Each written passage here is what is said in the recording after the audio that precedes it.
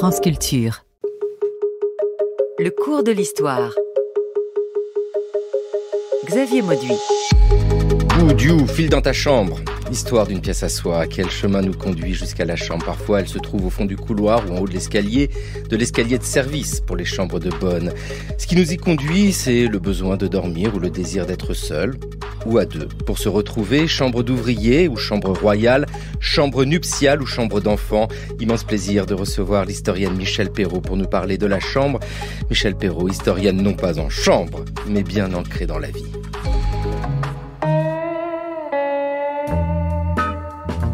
Mon gars, ça va pas? J'ai sommeil. Et tu dors depuis 3 jours. Eh ben justement, c'est le moment, je récupère, je rattrape. Salut. Alexandre, elle travaille. Je m'en fous. France Culture. Et ta terre? Elle fait comme moi, elle se repose. Le cours de l'histoire. Bon, Je suis fatigué. Depuis 10 ans, je suis fatigué. Je récupère. tu vas pas rester là? Si. Xavier Mauduit. Dans ton lit? Oui, dans le lit. Philippe Noiret dans le film Alexandre le Bienheureux, un film d'Yves Robert en 1968. Bonjour Michèle Perrault. Bonjour Xavier Mauduit. Je me posais la question, qu'est-ce qui nous conduit jusqu'à la chambre? Qu'est-ce qui vous a conduit, vous, jusqu'à la chambre, Michèle Perrault? C'est ce qu'on va voir aujourd'hui dans le cours de l'histoire. Vous avez commencé par travailler sur le monde ouvrier, sur la condition ouvrière. Dans ce monde ouvrier, y a-t-il des chambres qui vous ont surprise? Et il y a une difficulté des chambres, un désir de chambre. Les ouvriers sont comme tout le monde, hein. Ils ont envie d'avoir un petit peu de confort pour le sommeil, et c'est difficile. Donc il y a toute une histoire des chambres ouvrières qui renvoie bien entendu aux migrations, à la difficile condition des ouvriers arrivant en ville, à l'immense problème du logement, qui est un problème très ancien, hein, avec des hauts, des bas, et plutôt plus de bas que de hauts d'ailleurs. Hein. Donc oui, si vous voulez, la chambre, il y a des niveaux sociaux de la chambre. Hein. Il y a les chambres confortables, il y a les chambres agréables, il y a les chambres difficiles, mais dans le monde contemporain, il y a un désir de chambre qui exprime le désir d'intimité, d'être soi, hein, et qui correspond aussi à l'histoire de l'individualité. Et on le verra aussi, qui renvoie à la famille, qui renvoie au mariage, qui renvoie à toutes sortes de choses. Quand vous travaillez sur la condition ouvrière, enquête sur la condition ouvrière en France au 19e siècle, Michèle Perrault, c'est en 1972 que paraît l'ouvrage. Est-ce que la chambre est un objet d'étude historique? Est-ce que l'idée de travailler sur la chambre au milieu des années 1970 peut être imaginable déjà? Oui et non, hein, parce que avant l'histoire de chambre, j'ai travaillé dans l'histoire de la vie privée, qui était une entreprise de Georges Duby et Philippe Ariès. Et cette histoire de la vie privée, ça, c'était une rupture. C'était vraiment un niveau qui n'était pas abordé. J'ai dirigé le tome 4, c'est-à-dire 19e siècle, et j'ai été embarqué dans l'histoire de la vie privée. Au fond, c'est à ce moment-là que je me suis vraiment acculturé aux chambres. Alors après, l'idée des chambres, c'est à moi, c'est moi qui ai eu envie de le faire. Mais j'avais découvert la chambre dans l'histoire de la vie privée. Dans l'histoire de la vie privée et dans cette histoire-là, nous sommes à un moment où il y a toute une réflexion sur comment appréhender l'histoire, être au plus près des gens. Le souci demeure toujours la question des sources, parce que toucher à la vie privée oblige à aborder des sources qui longtemps étaient écartées. Donc c'était un regard nouveau à porter sur la documentation. Comme toujours, et vous le savez mieux que quiconque, Xavier Mauduit, c'est l'objet qui pose la question des sources. Et on renouvelle les sources en renouvelant le regard. Pour les chambres, au fond, il y en a beaucoup. Hein. Au début, on a l'impression qu'on va rien trouver du tout, mais il y en a beaucoup. Il y a les illustrations, les peintures, les photographies. Il y a les romans. Combien les romans parlent des chambres, surtout si vous prenez le roman du 19e, Jane Austen par exemple, les jeunes femmes vont toujours dans leur chambre et elles en parlent. Bon. Et puis, autre exemple, il y a des enquêtes. Par exemple, une enquête sur les ouvrières à domicile dans les années 1903-1910 par là, qui étudie le travail à domicile, mais pénètre dans les chambres où sont les femmes, puisque ce sont des femmes qui travaillent à domicile. Et Encore un dernier exemple, les monographies de Le Play. Le Play est un sociologue d'origine chrétienne, peu importe, mais il fait des monographies de famille. Et dans ces monographies de famille, il y a toujours des considérations sur l'espace et par conséquent sur la chambre. Oui, parce que la chambre ici, et moi, je vous le dis, Michel Perrault, ce qui m'étonne le plus quand je lis Histoire de chambre que vous avez publié, c'était en 2009 au Seuil, c'est l'invention même de la chambre. C'est-à-dire quelque chose qui nous paraît si évident. La chambre, nous y allons tous les soirs, nous y restons parfois plus ou moins longtemps. C'est un espace comme une évidence. Et pourtant, la chambre a une histoire. C'est-à-dire qu'elle apparaît à un moment. Elle apparaît à quel moment d'ailleurs ? Chez les Grecs, la camara. Hein, c'est ça la racine du mot chambre. Et qu'est-ce que ça veut dire ? Ça veut dire un espace pour des hommes pour dormir ensemble. Enfin, en tout bien, tout honneur, peu importe d'ailleurs. C'est pas les femmes. Les femmes, non, on les voit pas dans cet espace-là. Elles sont au gynécée. Hein. Mais c'est ça l'origine. Autrement dit, camarades. Hein. Camarades et chambre, ça vient à peu près ensemble. Alors, ensuite, naturellement, la chambre a toute une histoire, et dans cette histoire-là, ce qui va beaucoup compter, c'est le christianisme. Le christianisme va jouer un rôle essentiel, parce que la sexualité, par exemple, si vous pensez à saint Augustin, qui est effrayé de l'acte sexuel et qui dit il faut que ce soit derrière un rideau, derrière une porte, caché à toute espèce de regard. Donc c'est très important. La pudeur, ça naît beaucoup de là. Et puis la grande histoire du mariage. Hein. Comme dira beaucoup plus tard Balzac, le lit est tout le mariage. Hein. Or, le lit, c'est la chambre, ça va ensemble. Mais dans le temps long qui nous intéresse ici, il y a, c'est vrai, cette évocation de la Grèce antique et de l'Antiquité, une chambre antique, et puis ce long Moyen-Âge où pour les demeures les plus populaires, alors pour les châteaux c'est peut-être un peu différent, mais la notion de chambre n'existe pas vraiment, c'est-à-dire qu'elle ressurgit cette chambre, à quel moment Alors, si l'on évoque l'Antiquité, on pourrait penser à la Renaissance, la redécouverte de l'Antiquité. Oui, dans l'Italie de la Renaissance, la chambre est présente. Hein. Et donc là, on pourrait trouver beaucoup d'exemples. Dans les châteaux du Moyen-Âge que vous évoquez, le seigneur et sa dame ont un espace à eux, tout de même. Il y a quand même cela. Et puis, il faut voir aussi que la chambre naît quelquefois autour d'un baldaquin.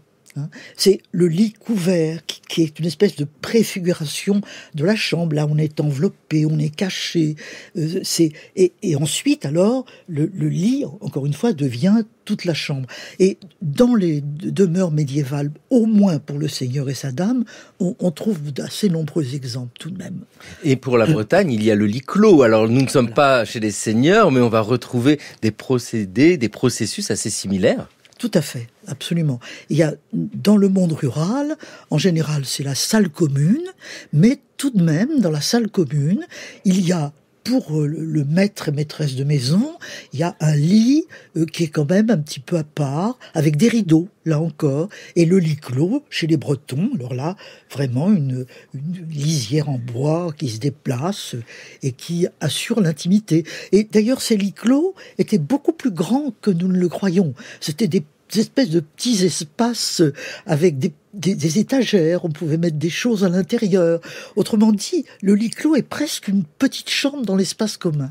Dans l'espace commun, à vous écouter, Michel Perrault, c'est le lit qui permet la naissance de la chambre. C'est-à-dire qu'un espace dans l'espace commun s'individualise, alors qu'il s'agisse du lit à baldaquin du seigneur ou du lit clos du paysan, mais c'est le lit qui va faire la chambre. Et après, l'idée, c'est de placer le lit dans une pièce à part ?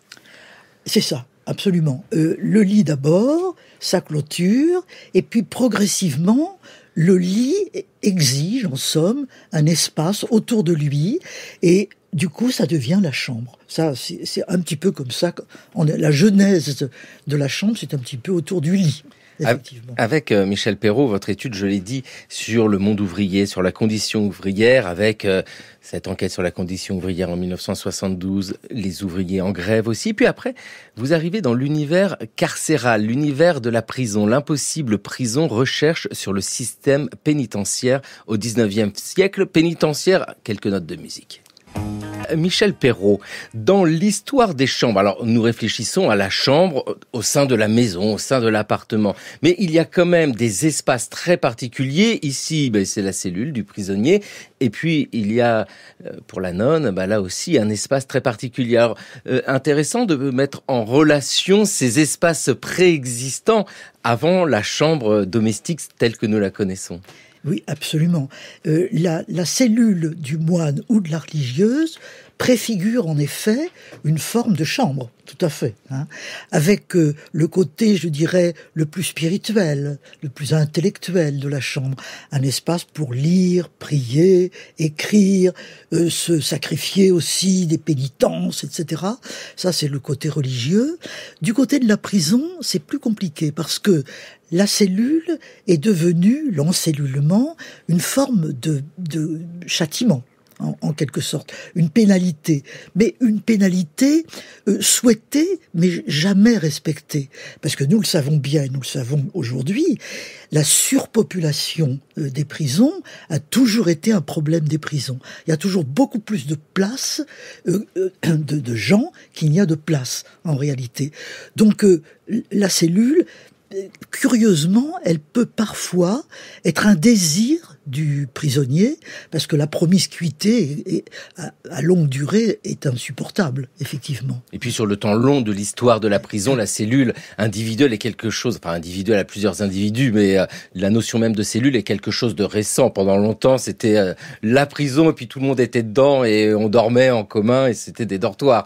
Donc on a ici l'idée de ce que pourrait être une chambre. Mais la chambre, telle qu'elle apparaît, elle est très difficile à définir, je trouve, cette chambre. Parce que nous avons quoi ? Nous avons un espace séparé du reste de l'habitation avec un lit. Mais ça suffit pour faire une chambre ? La chambre se peuple. Il y a le lit d'abord, et puis après, il y a toutes sortes de choses.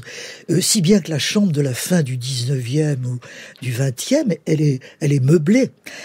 Il y a les tables de nuit.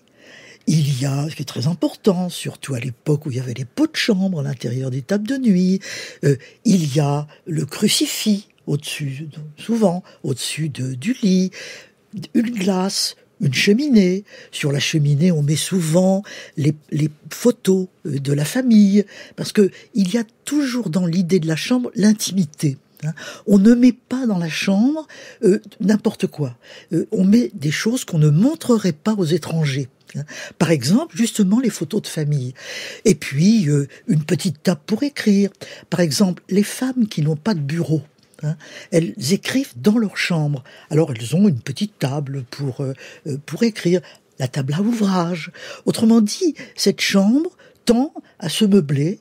Et par conséquent, on va progressivement faire aussi un mobilier pour la chambre. Par exemple, quand un jeune couple se marie, mettons dans les années 1880, il va aller choisir son lit, son armoire à glace, encore plus important que le lit. Et il y a des marques, les Vuitton par exemple. On va dans le faubourg, et puis on choisit un modèle. Et il y a une espèce de standardisation de la chambre, mais qui n'a plus rien à voir évidemment avec la chambre des origines, où il y avait très peu de choses.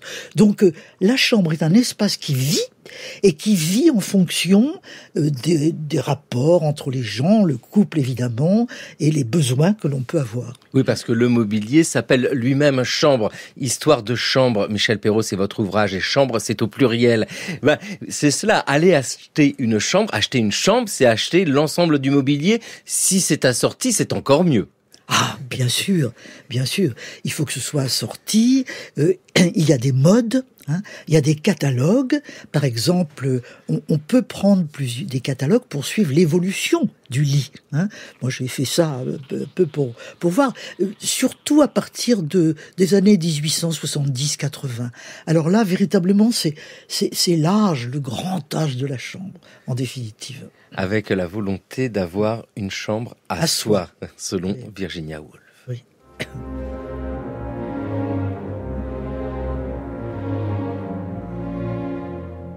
On entre dans une chambre, mais il faudrait étirer jusqu'à leurs extrêmes limites les ressources de la langue anglaise et des volées entières de mots se verraient contraindre de naître illégitimement avant qu'une femme puisse dire ce qu'il se passe quand elle pénètre dans une chambre. Les chambres diffèrent si totalement les unes des autres. Elles sont calmes et pleines de bruit, donnent sur la mer ou au contraire sur la cour d'une prison. Elles sont encombrées de linge qui sèche, ou bien toutes vivantes d'opale et de soieries. Elles sont rudes comme des crins de chevaux, ou douces comme des plumes. Il suffit d'entrer dans n'importe quelle chambre, de n'importe quelle rue, pour que se jette à votre face toute cette force extrêmement complexe de la féminité. Comment pourrait-il en être autrement ? Car les femmes sont restées assises à l'intérieur de leur maison pendant des millions d'années, si bien qu'à présent, les murs mêmes sont imprégnés de leur force créatrice. Et cette force créatrice surcharge à ce point la capacité des briques et du mortier qu'il lui faut maintenant trouver autre chose. Se harnacher de plumes, de pinceaux, d'affaires et de politique.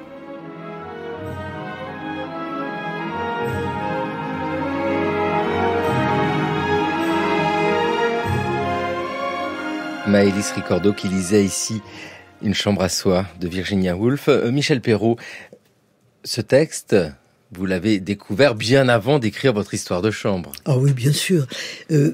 Virginia Woolf, c'est notre guide dans ce domaine-là. Ce texte est magnifique. Il y a énormément de choses qu'on pourrait commenter. Et observatrice comme elle l'était de la vie des femmes, elle a très bien compris, saisi l'importance des chambres pour les femmes. Dans la maison, c'est leur lieu à elles. On pourrait dire que les femmes ont toute la maison, mais en fait non. Elles gèrent l'espace commun, le mari a son bureau, les femmes non. Et par conséquent, la chambre, oui, il y a une féminisation de la chambre qui est un petit peu leur espace, comme Virginia Woolf le dit très bien. Dans les années 1990, enfin en tout début, c'est plutôt le travail des années 80 qui aboutit en 1990. Vous dirigez avec Georges Duby l'histoire des femmes en Occident. Eh bien, dans cette histoire genrée, la chambre a un rôle très important et nous l'entendons bien, et à travers ce texte, c'est une évidence parce que attribuer dans l'espace de la maison à la femme la cuisine, c'est genrer complètement la désignation domestique. Dire qu'elle s'approprie la chambre, c'est lui offrir un espace de liberté. Liberté très limitée, parce que dans ce que nous disons ici, c'est la chambre nuptiale, c'est la chambre des deux. Mais c'est un espace à elle, elle peut se l'approprier. Oui, absolument, absolument. Au passage, il faut dire aussi peut-être que la chambre des dames a été pendant longtemps un espace féminin, mais c'était un espace collectif. Par exemple, le gynécée. Par exemple, le harem. Il y a beaucoup de choses à dire là-dessus. Et c'était les femmes qu'on mettait entre elles sous la coupe des hommes, et même un petit peu pour leur désir, en quelque sorte. Donc c'est la chambre des dames, il y a cette idée collective. Donc se rendre à soi-même, conquérir sa place de chambre à soi, ça s'adosse justement à cette histoire collective où on était dans la chambre mais sans la posséder, en quelque sorte. Et désormais, les femmes possèdent un espace à elles. Cet espace à elles correspond aussi à la naissance de l'intime, c'est-à-dire que dans une pièce commune, pour se changer, rien que ça, c'est difficile, il y a d'autres gens. S'isoler dans sa chambre pour s'habiller, c'est quelque chose qui touche au plus près du quotidien, mais qui est un changement radical. Se dévêtir devant tout le monde et pouvoir s'isoler, ce n'est pas du tout la même existence. Oui, absolument. Et ici, on voit l'importance du corps. La chambre, c'est le corps. C'est la liberté possible du corps. Se dévêtir pour se coucher, s'habiller, ranger ses vêtements, ranger ses affaires, comme vous venez de le dire. Oui, il y a véritablement l'enveloppe publique disparaît dans la chambre. On est soi, on est nu, et on est bien d'être nu. On est enfin débarrassé de tous les oripeaux de la publicité. Et un peu de secret aussi, c'est-à-dire qu'il est possible d'avoir dans un petit meuble, dans un tiroir, quelques éléments qui reste à nous dans l'espace commun. Tout peut être trouvé sans cesse. La chambre, c'est ça aussi, ou dans l'armoire. Le tiroir de l'armoire est très important. C'est très important et vous avez prononcé le mot commode. La commode est un meuble très important dans la chambre avec ses tiroirs. Et le fait qu'on peut mettre des petits objets, effectivement. Par exemple, quand on écrit un journal intime, naturellement, il ne faut pas exagérer de journal intime, tout le monde n'en écrit pas. Mais il y a eu quand même cette pratique dans les femmes des milieux cultivés. Et ce journal intime, on le montre pas, par définition. On le met dans un petit coin d'un tiroir, avec l'idée que personne ne doit regarder. Une jeune fille, par exemple, elle veut surtout pas que sa mère regarde son journal intime. Une femme qui tient un journal intime, c'est un petit pas de côté par rapport à la conjugalité. Mettons, garder justement un espace d'écriture, et cet espace d'écriture, il est caché dans le tiroir de la commode de la chambre. Avec, dans cette histoire-là, l'apparition de la chambre, nous l'avons vu, dans ici tant d'imaginaires qui s'agrègent autour d'un espace qui n'est pas encore celui de chaque membre de la maison. Les maisons comprennent beaucoup de monde. Il y a le couple, pourquoi pas. Il y a les grands-parents aussi qui restent ici. Il y a les enfants. Il y a des domestiques. C'est peu à peu que l'on voit apparaître des chambres spécifiques pour chaque entité de ce groupe qui forme la maisonnée. Oui, absolument. On les voit. Il y a une espèce de généalogie, de jeunesse des chambres qui apparaissent. Par exemple, l'histoire de la chambre d'enfant. C'est très intéressant parce que on pourrait croire qu'elle a été originelle très tôt. Non, en définitive, on met longtemps avant d'individualiser une chambre d'enfant. Bien entendu, il y a le berceau, il y a toute une histoire du berceau, il y a l'histoire du petit lit de l'enfant, mais souvent dans un coin d'une pièce. Et pour que véritablement on ait l'idée de donner une chambre à l'enfant, ça suppose évidemment d'avoir des moyens. Bien entendu, ça va de soi. Mais aussi la conscience que l'enfant, c'est quelqu'un.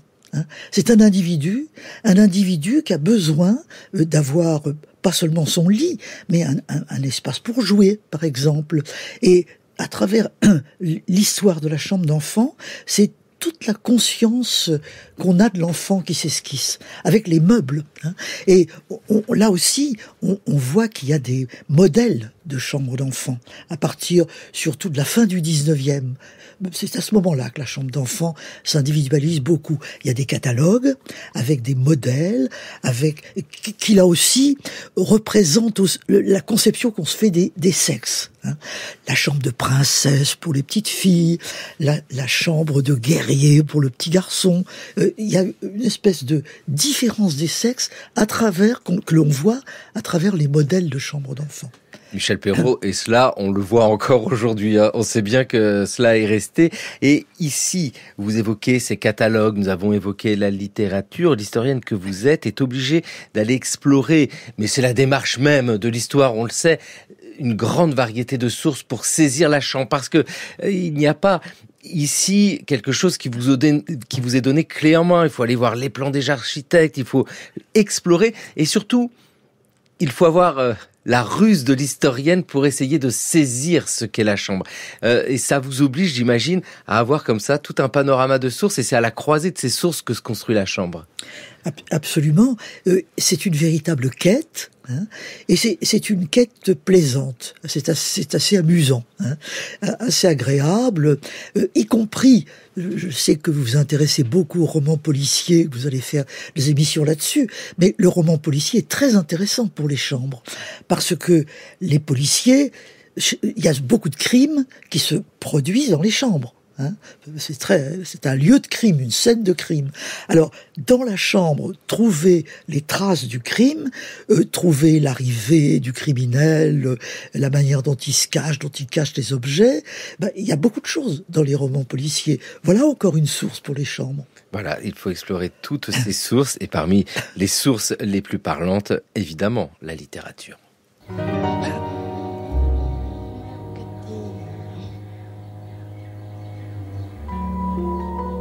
L'amour se passe presque toujours en conversation. Il n'y a qu'une seule chose d'inépuisable chez un amant, c'est la bonté, la grâce et la délicatesse. Tout sentir, tout deviner, tout prévenir. Faire des reproches sans affliger la tendresse, désarmer un présent de tout orgueil, doubler le prix d'un procédé par des formes ingénieuses, mettre la flatterie dans les actions et non en paroles, se faire entendre plutôt que de saisir vivement, toucher sans frapper, mettre la caresse dans les regards et jusque dans les sons de la voix, ne jamais embarrasser, amuser sans offenser le goût, toujours chatouiller le cœur, parler à l'âme. Ces lignes renferment la plus grande partie des secrets du lit nuptial. Avoir un truchement fidèle qui traduise avec une vérité profonde les sentiments d'une femme, la rendre l'espion d'elle-même, se tenir à la hauteur de sa température en amour, ne pas la quitter, pouvoir écouter son sommeil, éviter tous les contresens qui perdent tant de mariages, sont les raisons qui doivent faire triompher le lit unique sur les deux autres modes d'organiser la couche nuptiale. Honoré de Balzac, Physiologie du mariage. C'était en 1829 qu'Honoré de Balzac publie sa Physiologie du mariage. Michel Perrault, la chambre est chambre nuptiale aussi, et quand vous nous l'expliquiez tout à l'heure que le mobilier que l'on achète, que ce soit le lit, l'armoire, les tables de nuit, tout ce qui va avec, ça s'appelle une chambre. Je vais acheter une chambre, c'est lié aussi au couple qui s'installe. Et ce moment-là de la chambre nuptiale nous donne en fait l'image que nous avons de la chambre. Et bien souvent, quand on parle de chambre, c'est la chambre nuptiale. Sauf qu'elle est lourde de sens parce que c'est une chambre où l'intime masculin croise l'intime féminin. Oui, le texte de Balzac qui a été lu est remarquable. Il est remarquable de finesse et de sensibilité, et ça rejoint en effet tout ce que dit Balzac, le lit et tout le mariage, absolument. Et dans ce magnifique texte Physiologie du mariage, Balzac distingue la manière anglaise et française. Les Anglais, deux lits. Le protestantisme veut que finalement on dorme tranquille. Et on se rejoint pour s'aimer, mais il y a deux lits. Tandis que dans la tradition catholique, c'est un seul lit. Et Balzac trouve ça très bien. Il est plutôt pour ça, parce qu'il est de tradition catholique, mais quand même, il regarde un petit peu du côté des Anglais. Il trouve que c'est pas si mal que ça, quand même. Voilà. Autrement dit, la position des corps, les rapports avec les corps. Et puis, il y a les corps, et puis, il le dit très bien, il y a la conversation. C'est les échanges les conversations qu'on a le soir dans un couple qui tiennent une telle importance autrement dit, la chambre est une chambre d'écho aussi. Elle est une chambre de gestes, une chambre de paroles, une chambre d'écho, évidemment une chambre de rêve, une chambre de plaisir, quelquefois aussi une chambre de dissentiment. Par conséquent, la chambre est un espace romanesque qui peut être dramatique parce qu'il acquiert, enfin il accueille plutôt tous les actes de la vie d'un couple. Avec tant de confidences sur l'oreiller, on le sait bien tant sûr. De problèmes résolus dans le cadre de la chambre et tant de violence aussi. Parce que Michel Perrault, tout à l'heure, vous nous avez dit que les romans policiers et puis même les enquêtes policières sont des sources remarquables pour étudier la chambre, mais la chambre est donc aussi l'espace de violence parce que elle peut ici cacher la colère qui grimpe et qui conduit très souvent d'ailleurs au féminicide. Oui, les violences conjugales dont nous parlons beaucoup et évidemment ont toujours existé depuis fort longtemps et elles se concentre dans cette chambre. Une fois que la porte est fermée, le couple se retrouve pour le meilleur et pour le pire. Donc quand il y a des comptes à régler, quand généralement un mari violent, puisque c'est comme ça la plupart du temps, eh bien il va passer sa colère sur sa femme, la battre, parfois la tuer. Et nous découvrons, en effet, l'importance du féminicide. Donc, on voit toute la dimension romanesque et dramatique possible de la chambre. Heureusement, pas toujours. Heureusement, pas toujours. Et la chambre peut être sublime quand elle est chantée par Léo Ferré. Ou à la technique Anthony Thomasson. Aujourd'hui, avec Michel Perrault, nous regardons ces chambres, parce qu'elles sont plurielles. Michel Perrault, nous avons évoqué la violence des chambres, les ombres de l'histoire, crimes et châtiments au XIXe siècle. C'est ce que vous avez publié comme ouvrage il y a quelques années. Donc vous êtes là encore à la croisée des chambres. Parce que ce qui nous intéresse aujourd'hui, c'est de comprendre la chambre et de comprendre comment aussi l'historienne en vient à étudier les chambres avec cet ouvrage Histoire de chambre paru en 2009. Mais j'ai l'impression à vous écouter que dans la chambre, il y a des chambres. Ou pour le dire autrement, dans la chambre, il y a des fonctions tellement différentes. Il y a la chambre nuptiale avec la confidence, mais aussi l'amour, le sexe. Il y a de l'intime, le journal caché. Et puis, il y a de la religiosité aussi. Il peut y avoir de tout cela dans le même espace qu'est la chambre. Absolument, absolument. La religiosité a beaucoup compté à un moment donné. Le crucifix au-dessus du lit, le prie-dieu, c'était faire sa prière avant de se coucher, c'était quand même un rite de la vie catholique. Autrement dit, les chambres d'autrefois expriment ces manières d'être qui ont progressivement, qui se sont amenuisées. De toute façon, je repense à la très belle chanson de Léo Ferré, qui me fait penser aussi au livre d'Aragon sur la chambre. Il a écrit Les Chambres, je crois d'ailleurs. Et c'est d'une certaine manière, ça correspond aussi à une époque. L'importance du couple, c'est une vieille histoire naturellement, mais le couple, avec l'idée de l'éternité du couple, de la continuité du couple, ça c'est quelque chose qui n'est plus absolument notre réalité. Et de ce point de vue-là, il est probable que l'histoire contemporaine de la chambre n'est plus celle-là. On déménage davantage, les couples se séparent davantage, il n'y a plus cet investissement dans la chambre qu'il pouvait y avoir dans tout ce que nous avons dit. Autrement dit, la chambre dit une histoire des gens, dans les couples, dans les rapports parents-enfants, les grands-parents, etc. C'est un lieu, et comme tout lieu, c'est pour ça que les lieux, c'est très intéressant. Faire l'histoire des lieux, c'est faire l'histoire d'autres choses. Et donc, la chambre nous dit, en effet, beaucoup de choses. Avec, dans la chambre, la naissance. Pendant longtemps, la naissance se faisait dans la chambre. Le mariage, alors, chambre nuptiale. Et puis après, sur la cheminée, là, que vous évoquiez tout à l'heure, Michel Perrault, c'est vrai qu'on peut conserver le souvenir du mariage et les photos. Et puis, évidemment, la mort. La chambre, c'est aussi tous les moments importants de la vie. Absolument. Absolument. C'est très très important, de la naissance à la mort, en définitive. Aussi bien le lit de l'accouchée, jusqu'à ce qu'évidemment, entre les deux guerres, les femmes vont davantage dans des institutions, des maternités, etc. Mais pendant très longtemps, la naissance était chez soi. Et par conséquent, le lit de l'accouchée qui représentait beaucoup dans la peinture, notamment autour de la naissance de la Vierge, Élisabeth, etc. C'est un lieu, d'ailleurs, de sociabilité féminine, de ce point de vue-là, autour de la naissance. Et puis, on est malade. On est malade et la maladie se soigne beaucoup chez soi, beaucoup plus qu'à l'hôpital pendant longtemps. Donc le lit du malade, la visite du médecin, la visite quand on est longue maladie de l'entourage autour de la chambre, les dernières volontés d'un père ou d'une mère ou quelqu'un d'autre qui sait qu'il va partir bientôt et qui va réunir sa famille autour de son lit, en quelque sorte, pour livrer ses dernières paroles, et puis le lit de la mort.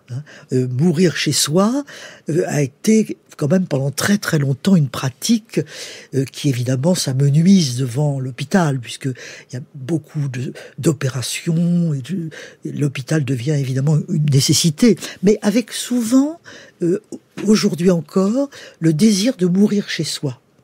De mourir dans son lit demeure un désir de beaucoup de gens aujourd'hui. Justement, ne pas être à l'hôpital, mourir chez soi. Donc, il y a encore un investissement dans la chambre à travers tous ces moments de la vie et naturellement à travers tous ceux que nous avons évoqués, la rencontre quotidienne du couple, les crises, etc. Enfin, lieu de vie.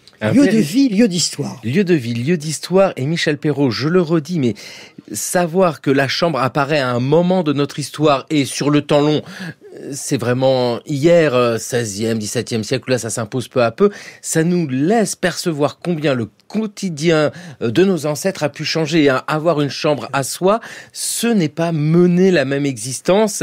C'est là où l'on naît, sans doute. C'est là aussi où les grandes œuvres peuvent naître. La chambre de Marcel ressemblait aux maisons de famille quand on est parti pour les vacances. Tout était enrobé de housse, les lustres, les meubles, la poussière partout parce qu'on n'époussetait pas, on ne balayait pas. Et quelquefois, Marcel quittait son lit et il allait dans son cabinet de toilette et il lui arrivait de manger debout des nouilles froides. Je l'ai vu manger des nouilles froides debout et il était vêtu d'une sorte de gilet de juste au corps en velours violet qui semblait contenir les rouages de son mystérieux mécanisme. C'est Jean Cocteau qui, en 1962, évoquait la chambre de son ami Marcel Proust, évidemment avec ses nouilles froides, complètement improbable, la chambre de Marcel Proust. Alors, chambre, quand vous parliez des malades, Michel Perrault, nous avons la chambre d'un malade asthmatique et qui avait l'horreur du bruit. Là, nous avons la chambre qui permet la création.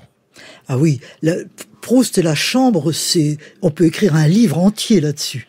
Parce que dans la recherche, évidemment, il en parle beaucoup. Il a écrit la recherche dans son lit, pratiquement, en tout cas dans sa chambre. Et le thème de la chambre est un thème qui revient sans cesse. Hein, que ce soit dans Albertine, les retrouvailles avec Albertine, que ce soit le début de la recherche. Longtemps, je me suis couché de bonne heure. Et au fond, cet extraordinaire roman qu'est la recherche s'ouvre sur le lit de l'enfant, avec l'idée que la mère va venir et qu'elle va venir l'embrasser et elle ne vient pas. Et par conséquent, c'est tout le sentiment du manque, le sentiment du désir et de l'amour insatisfait qui s'exprime à travers ces premières lignes de la recherche. Et c'est une histoire de chambre d'enfant, une histoire d'escalier aussi. C'est formidable. Ouais. Et on peut, à travers Proust, faire toute une histoire des chambres, parce que il y est extrêmement sensible. Par exemple, quand il va à Balbec, il est au bord de la mer, et il est dans une chambre avec des rideaux, et il y a toutes les nuances de lumière qui arrivent progressivement du soir, les rideaux qui sont tirés ou pas tirés, les bruits aussi, les bruits. Vous l'avez dit à l'instant, il est très sensible au bruit, au point que il avait fait tapisser de liège sa chambre de façon à ne pas entendre les bruits des voisins et pour pouvoir lui continuer à écrire, puisque Marcel Proust écrivait à toute heure du jour, mais surtout de la nuit. C'était un nocturne, tout à fait. Autrement dit, la chambre de Marcel Proust est une réalité de création, pour sa propre création, et en même temps un grand thème de son roman. Avec, pour la chambre de l'écrivaine, la chambre de George Sand. George Sand à Nohant, une maison d'artistes, Michel Perrault. Vous avez travaillé sur cette figure de George Sand, mais que l'on retrouve là aussi dans cette histoire de chambre, parce que réduire la chambre à uniquement cet écrivain Marcel Proust, c'est ce qu'on fait souvent, mais ce serait un tort. Mais George Sand, c'est une figure de cette histoire-là. Ah, tout à fait. Et elle est, du point de vue de la chambre, elle est tout à fait intéressante, parce que elle était une écrivaine nocturne. Elle écrivait quand tout son monde était casé, dormait, tranquille. Les soirées de Nohant se terminaient très tard, vers minuit. Il y avait du théâtre, il y avait des conversations, des jeux, beaucoup. Et elle, après ça, elle écrit. Elle est dans sa chambre, elle écrit, et en général jusque vers 4 heures du matin, à peu près. Et elle a beaucoup écrit, une un très grand nombre de romans et une extraordinaire correspondance. Et c'était généralement par là qu'elle commençait. Elle écrivait d'abord ses lettres. C'était ça le plus pressé. Et cette correspondance a été publiée par Georges Lubin, 26 volumes de correspondance.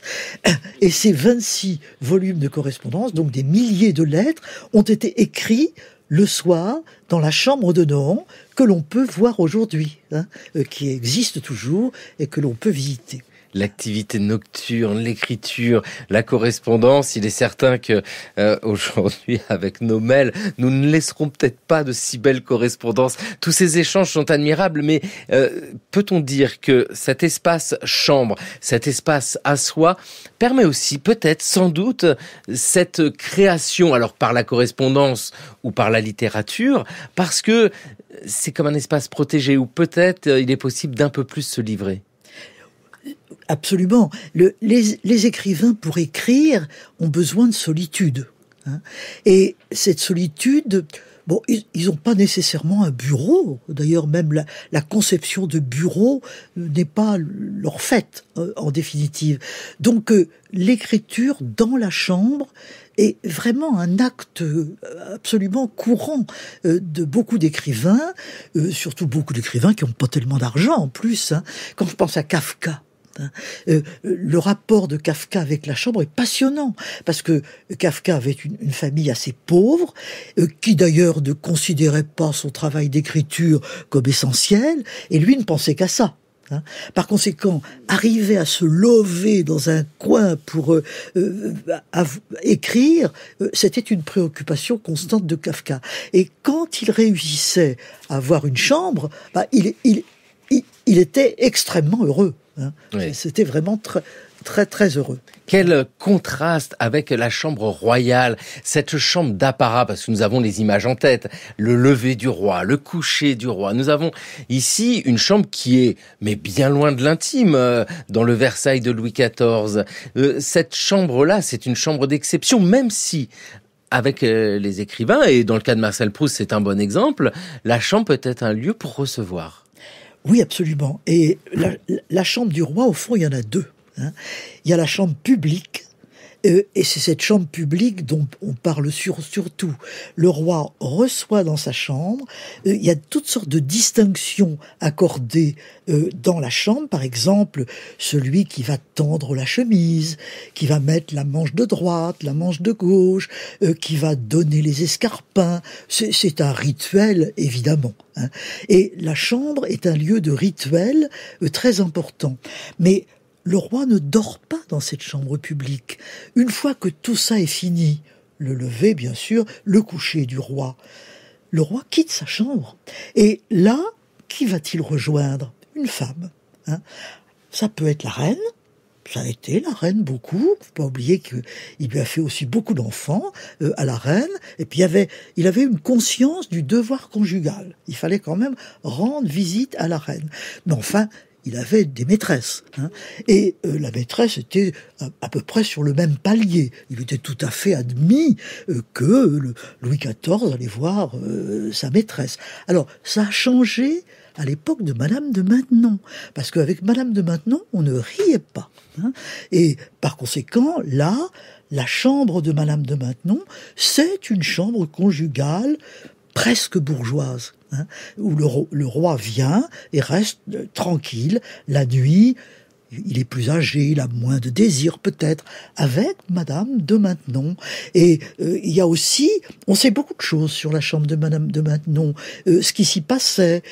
Elle recevait, il y avait une espèce de petit souper, et là on recevait les intimes avant de rejoindre la couche royale. Autrement dit, voilà encore une chambre qui nous dit une autre histoire.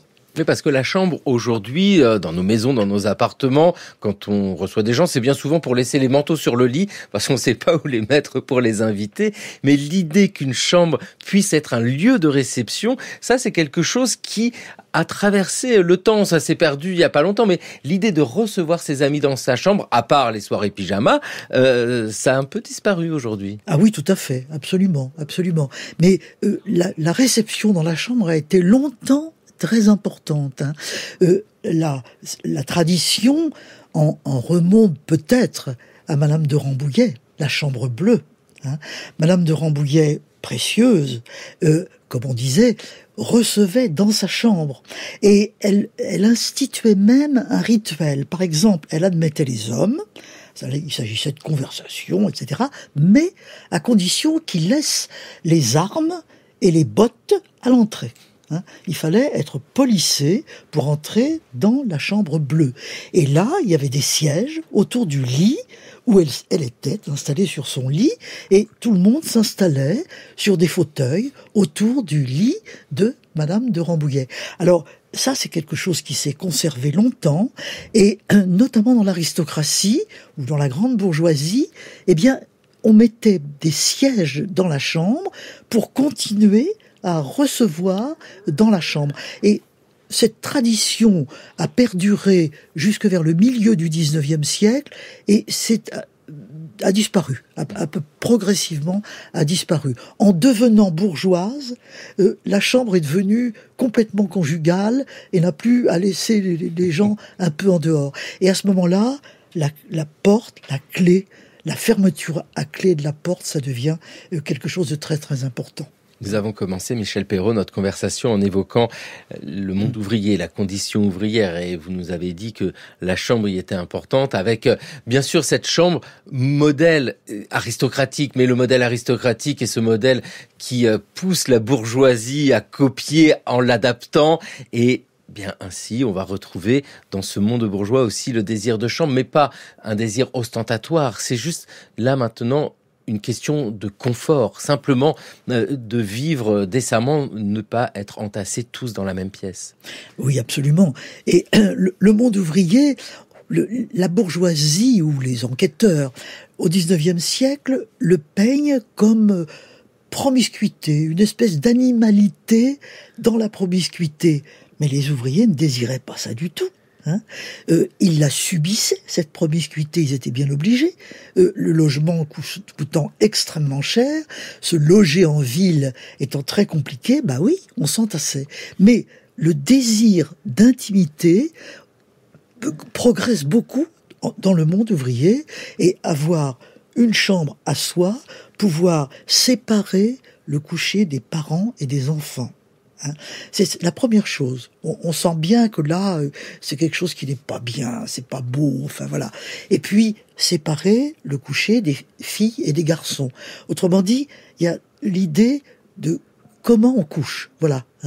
Et comment, quand on se respecte, quand on a le respect de soi-même et de ses enfants, comment on sépare le sommeil. Et puis, aussi parce que on a besoin de tranquillité pour dormir quand même. Le bruit, les ronflements des autres, etc., les va-et-vient des autres, c'est insupportable. Donc tout ça pousse à une séparation à l'intérieur d'une chambre commune beaucoup trop encombrée et qu'on désire véritablement aménager pour son intimité. Et avec cette notion d'ascension, peut-être pas tant sociale que ça, mais simplement vers le confort au moment où l'on dispose d'un petit espace à soi.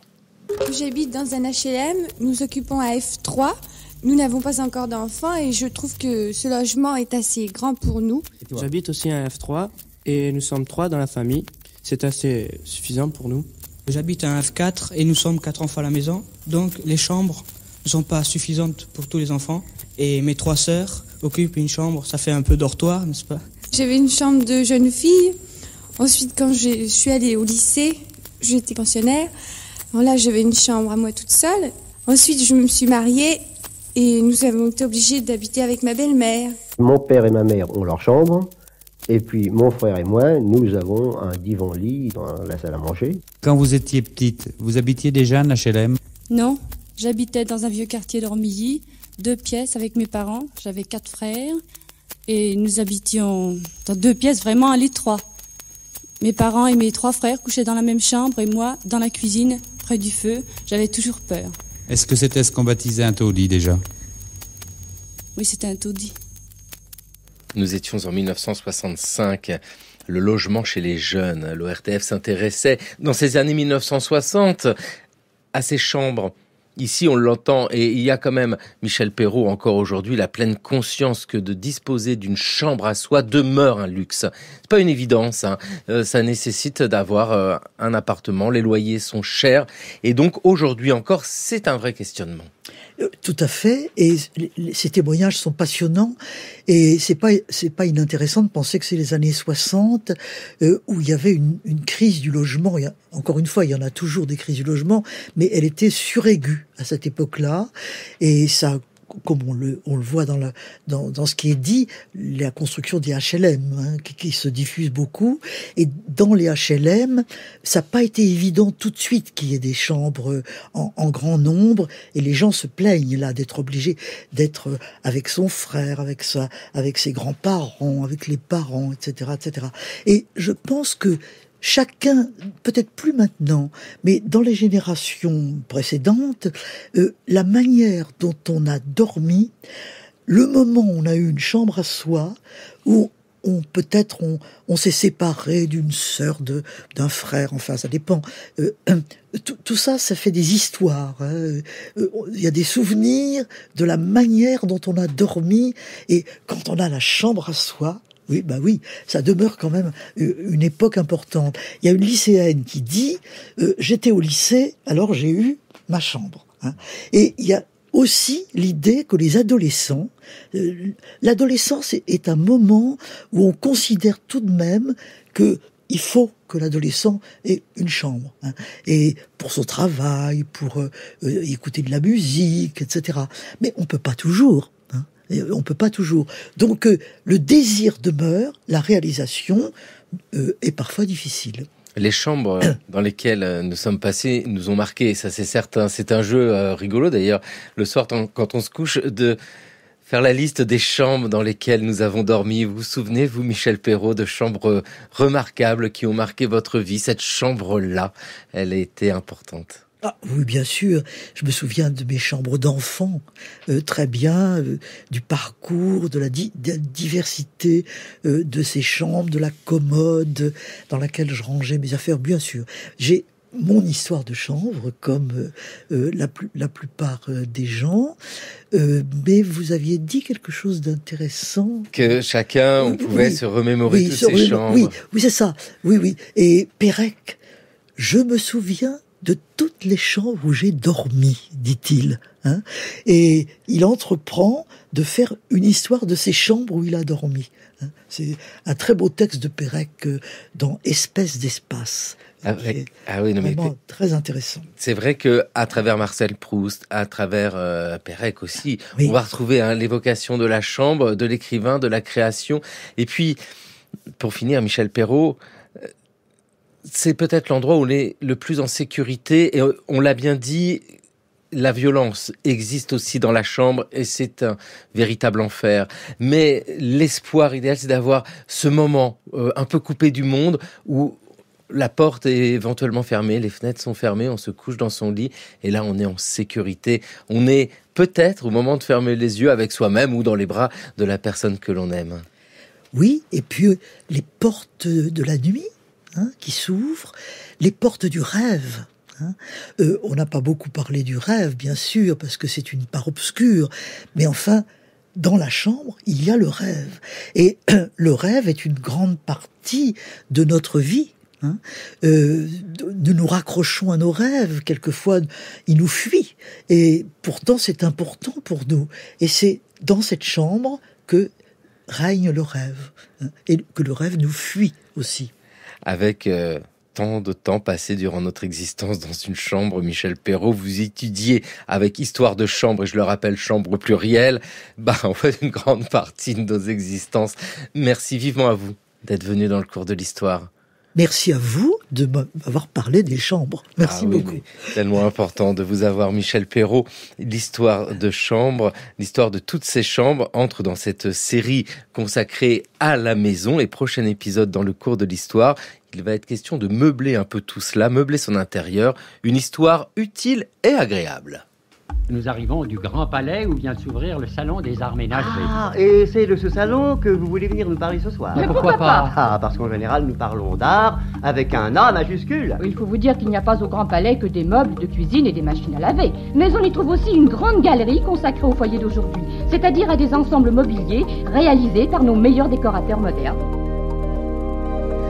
Le cours de l'histoire sur France Culture, une émission préparée par Jeanne Delecroix, Raphaël Laloum, Jeanne Coppet, Solène Roy et Mayouen Guiziou. Merci à l'INA, l'Institut National de l'Audiovisuel, pour les archives. Le cours de l'histoire, cette émission et toutes les précédentes, est à écouter, à podcaster sur notre site franceculture.fr et l'appli Radio France.